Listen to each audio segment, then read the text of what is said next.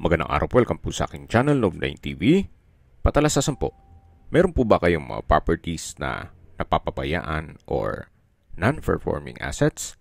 Plan nyo ibenta, pero wala kayong oras sa pagbenta nito.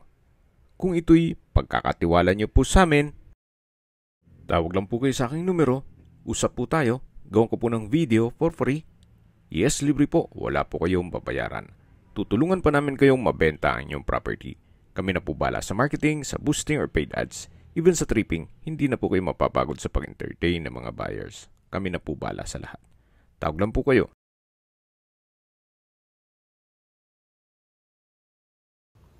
Nandito po tayo ngayon sa Urdaneta, Pangasinan kung saan meron po tayong bagong video presentation. Isang pre-owned house and lot or rest house na may lot area na 300 square meters at may floor area na 180 square meters. Dalawa po ang frontage nito. Gawa ng sa likod po nitong bahay ay meron din pong cemented road. So, ito pong property ay nakabakod na with fence and gate at halos hindi po natirahan to ni owner gawa ng nasa ibang bansa po siya. Meron po itong 4 bedrooms, 3 toilet and bath, 2 living room, may formal kitchen, laundry area, covered car garage or carport o garahe. Nakakasya 2 sasakyan, may covered lanay, meron pong pocket garden, at lahat ng glass windows ay meron pong security grill. Ang main door po ay meron pong aluminum screen door. Meron po itong balkonahe na naka-tile flooring. Ito pong pagka-finish o pintura, pulidong-pulido. Ito po'y owner's built, kaya quality po ang pagkagawa. Hindi po tinipid ang materyales. At dito naman po yung covered lanay na meron pong coffee table. Then, tempered glass wall and window na rin po siya. So, aside from this structure, meron pong maliit na bahay para sa caretaker. At mamaya po, iikutan natin yan. Samahan niyo po ako. Pasok po tayo. Ito pong main door ay solid wood. At welcome po dito sa bahay ni Madam. Napakaliwalas, napakaganda ng disenyo. Premium tiles po ang ginamit dito sa flooring. Naka-ceiling cove design, may pin lamps. Meron pong customized windows. Mula naman po dito, check po muna natin itong first bedroom. Kung meron man po kayong PWD or senior citizen sa pamilya, ito po yung para sa kanila.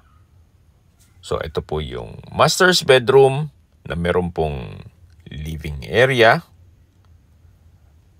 Napakalaki po ng espasyo. Naka-ceiling cove design. May pin lamps. Meron pong malaking sliding glass window na may security grill. Maayos naman po ang pintura ng ceiling at wall. Pulido. At tungkol naman po sa mga gamit na nakikita nyo, pwede naman po kayong makipag-negotiate kay owner. Lipat po tayo dito sa kabilang side nitong kwarto kung saan meron po itong walk-in closet and drawers. Naka-soft close hinges po yan. At mula naman po dito, ito naman po yung toilet and bath. Napakalaki ng espasyo. Maayos ang toilet fixtures. Naka-tile bathroom wall. Meron pong bathtub. Halos hindi rin po yan mga gamit. Gawa ng nasa ibang bansa si owner. At meron din po itong bathroom window na may security grill. Ito naman po yung shower enclosure na meron pong overhead shower. Then naka-tile bathroom wall na rin po. So dito naman po yung bathroom countertop na meron pong vanity mirror at bathroom sink. Labas po tayo para check natin ibang parte ng bahay. So ito po yung master's bedroom or first bedroom nitong bahay. Paglabas nyo po, yan po yung salas or living area at dito naman po yung formal kitchen. Naka-tile flooring, naka-ceiling cove design, may pin lamps, pendant lamps, meron pong island, naka-quartz kitchen countertop, na meron pong stainless sink with faucet,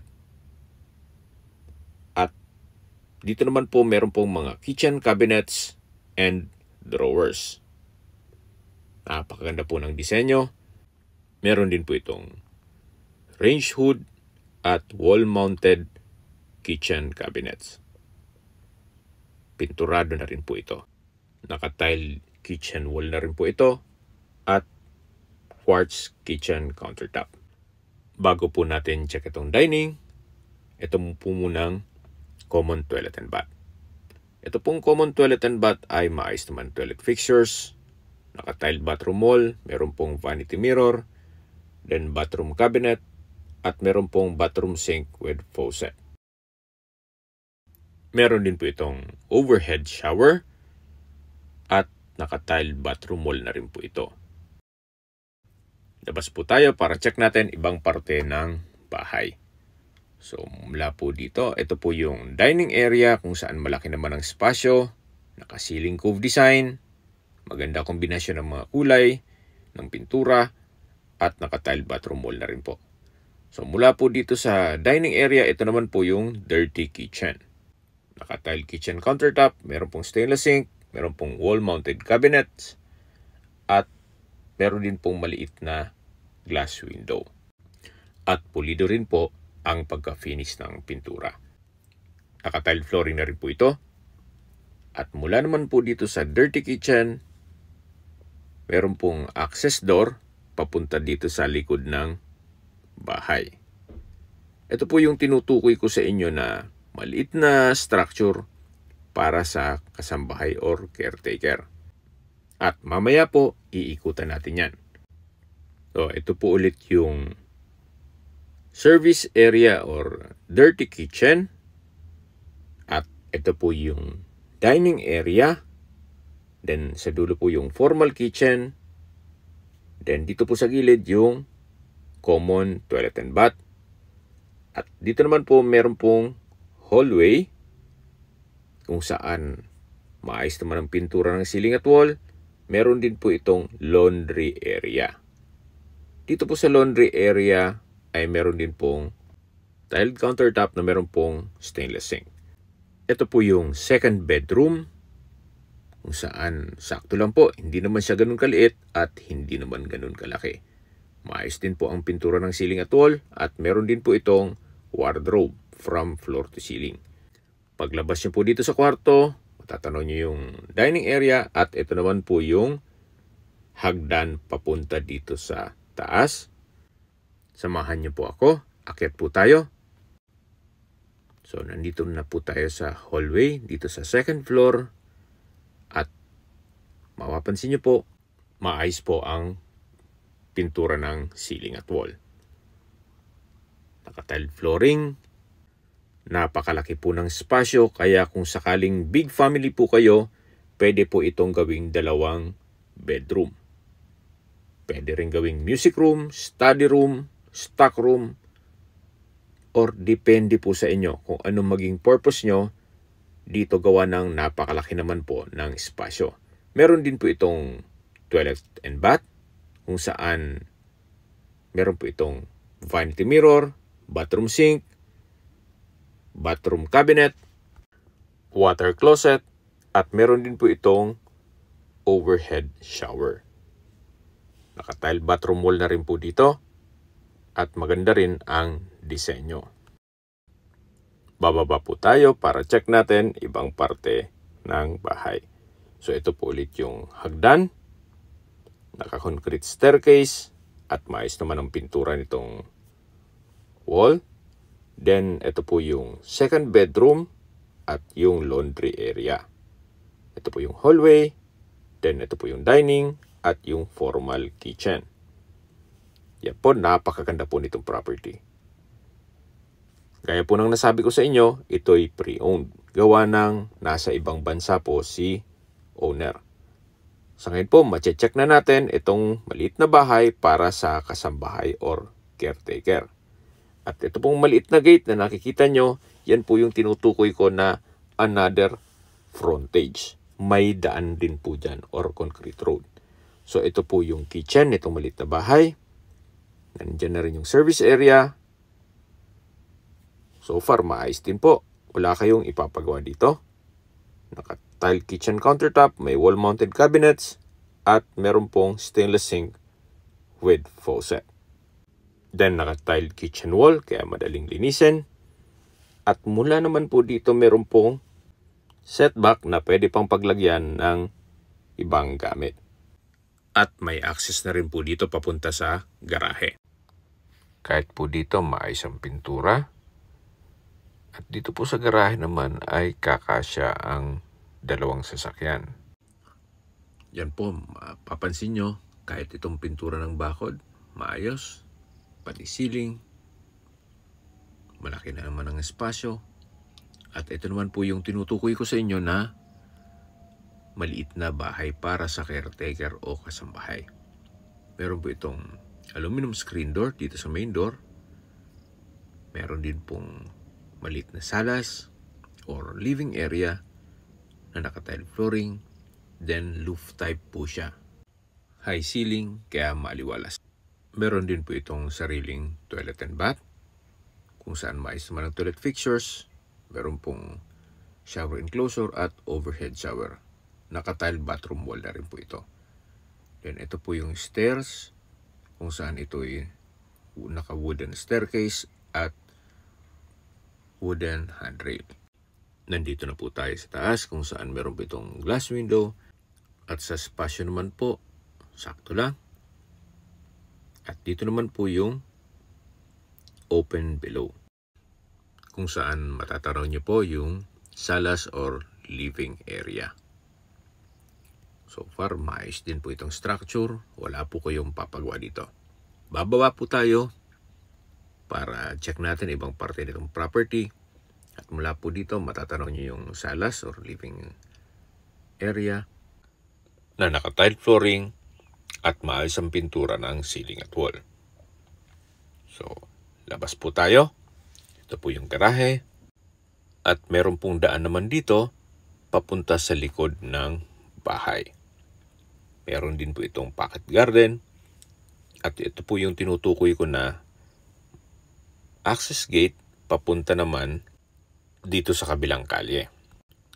At kung sakaling marami po kayong sasakyan, wala pong problema. Gawa ng dito po sa likod ay pwede kayong mag-park or street parking. So, ito po yung back view ng bahay. Yan po, tunghayan nyo po. Napakatahimik ng lugar, sariwa ang hangin, at sa klima naman po, banayad lang. Hindi naman siya ganun kalamig at hindi naman ganun kainit. Kaya kung hanap mo ay isang rest house dito sa North, pwede na po ito sa inyo. Okay, pasok po ulit tayo. Ito po yung caretaker's house. At ito po yung main house. Then, meron pong setback dito na papunta sa stock room or power room. Habang naglilipot po tayo at pinagmamasdan nyo itong buong property, summarize ko lang po sa mga nag-skip ng video. Ang lot area po nito ay 300 square meters at may floor area na 180 square meters. Ito po ay pre-owned property at halos hindi natirhan ni owner gawa ng nasa ibang bansa po siya. Ito po ay titulado, buhay po ang may-ari, kaya wala po kayong magiging problema sa documentation or sa transfer ng title. Nakabakod na rin po buong property at meron na rin pong steel gate. Ito po yung side view ng bahay. Meron din pong pocket garden at meron pong balkonahe o terrace. Meron po itong 4 bedrooms, 3 toilet and bath, 2 living room, may formal kitchen, laundry area, dirty kitchen, at meron pong nakabukod na bahay para sa kasambahay o caretaker. Nandito po ulit tayo sa master's bedroom na may living area. Napakalaki po ng espasyo at maayos naman po ang pintura ng ceiling at wall. Ito pong property ay ready for occupancy. Kaya once na maibigyan nyo po ito, ang kulang na lang po ay kayo at ang gamit nyo. Ito naman po yung from floor to ceiling na wardrobe or walk-in closet at meron po itong sariling toilet and bath na meron pong bathtub. Naka-tile bathroom wall na rin po ito at meron pong shower enclosure at merong overhead shower. Maayos naman po ang toilet fixtures at meron po itong bathroom countertop and vanity mirror. Yan po, lalabas po tayo para check natin ibang parte nitong bahay. Bali po, itong ginagawa ko ay recap na lang. Gawa na yung iba po ay nag-skip ng video. Yan po ang purpose ko nito, kaya papasadahan po ulit natin itong buong kabahayan para just in case na nag-skip man kayo, mapapanood nyo po ulit.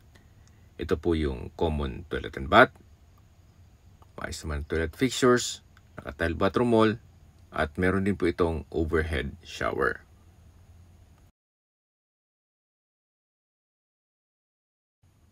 At dito naman po yung dining area. Naka-ceiling cove design, naka-tile flooring, at ito naman po yung dirty kitchen. Meron pong wall-mounted cabinet, at dito naman po yung access door papunta dito sa likod ng bahay. Okay, sa distance, location at travel time portion na po tayo. Mula po sa public market ng Urdaneta, ang distance is 3.1 kilometers at ang travel time is 12 minutes. Mula naman po sa SM Urdaneta, ang distance is 2.9 kilometers at ang travel time is 9 minutes. Mula naman po sa Urdaneta District Hospital, ang distance is 2.1 kilometers at ang travel time is 6 minutes.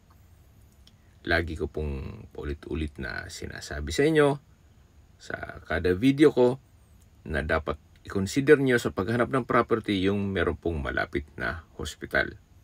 Hindi ko naman po sinasabing sakitin kayo, kundi yan naman po ay for emergency purpose lang po. At mula naman po sa Urdaneta University, ang distance is 4.4 kilometers at ang travel time is 14 minutes.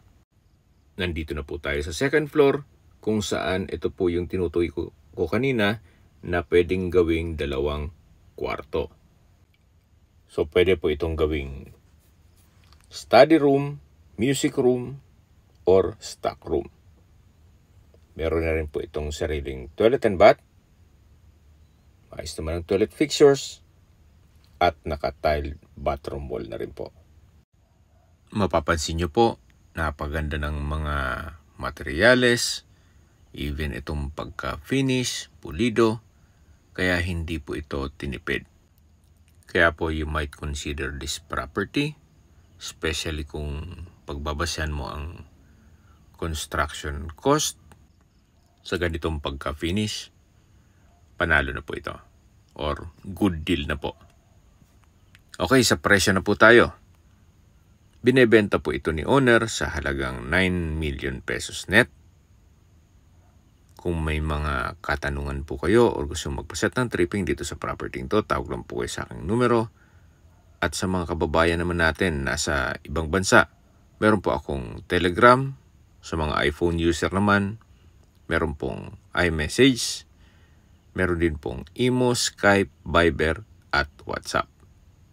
Same number lang po, 0917-316-3399. Sa mga nagtatanong naman po ng aming Facebook, meron po aming Facebook page na Nov9TV at Facebook Real Video. Meron din pong TikTok at Instagram. May ibang YouTube channel po kami, the Nov9TV channel, Nov9TV Listings, Nov9TV On The Spot, Nov9 TV Updates at Nov9 TV House Rental. Sana po naibigyan nyo ang video presentation. Paki-like and subscribe na lang po sa aking channel para ma-update din po kayo sa aking future listings. Kung sakali po hanap nyo yung mas malaking sukat ng lupa, meron din po kami ibang listings na pwede nyong pagpilian. Huwag po kayong mag-atubiling tumawag sa amin. Then, let us know your budget para malaman namin kung anong property pwede naming ilog sa inyo. Sa lahat pong viewers, subscriber at nagtiwala po sa amin, salamat po sa suporta. Ingat po kayo lagi at yung pamilya. Maraming salamat po.